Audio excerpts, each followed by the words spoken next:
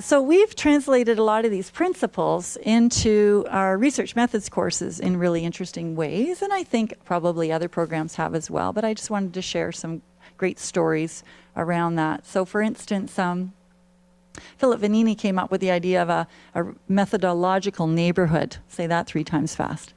So in our master's research course, the students are messy, around their proposals and their ideas and their topics, and gradually they find themselves, and he used the metaphor of the neighborhood, wandering down paths and discovering that they're sort of in a hood, and they're with all their peeps and all the other people who want to do semiotics, and they're starting to realize, yeah, we all want to live in the same condo building and share our ideas, and they really embrace the metaphor of the neighborhood. And some of them need to move, right? They discover, actually, I don't live in that condo building. I want to live out in the country with all the people doing visual or narrative or some other kind of method, right?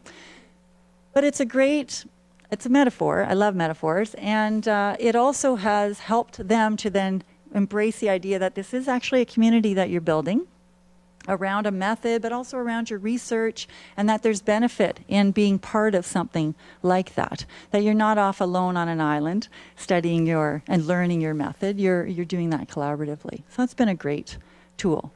Another great tool that we've really, I would say, systematized is the mentorship. We know our alums want to come back. They always want to give back and help and participate. They never want to leave, some of them, right? And some don't. Look around the room. They're working here now.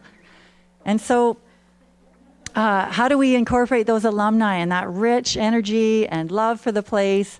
Well, we systematized a mentorship program. So we simply ask who wants to be a mentor. They all put up their hands. Yes, yes. We collect their information and we simply share it with the incoming cohorts, not the incoming cohorts, the cohorts that are coming into their research, because they're freaking out and they feel like they don't have enough tools or strategies, and who can I talk to? And there are not enough faculty to go around, right?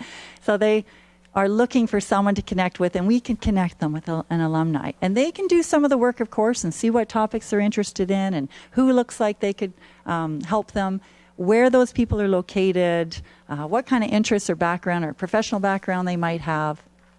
And they link up, and suddenly now they are creating a community in that way too.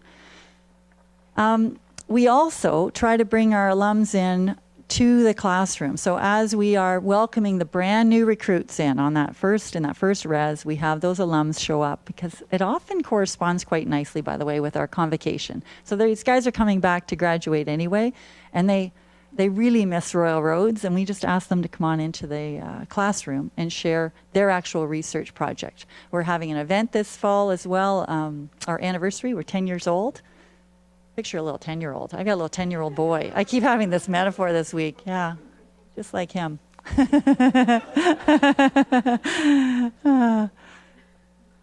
And we're having this little birthday event, like a celebration, and we've invited our alumni to come in. And we've had 10 of them offer to do like a free presentation, right? So we're going to have this little conference, and they're presenting the things they've been doing, the research they've been working on, the projects they've been involved in. And it was hard to jam them all in there. We thought we might get 3 or 4, but we have 10.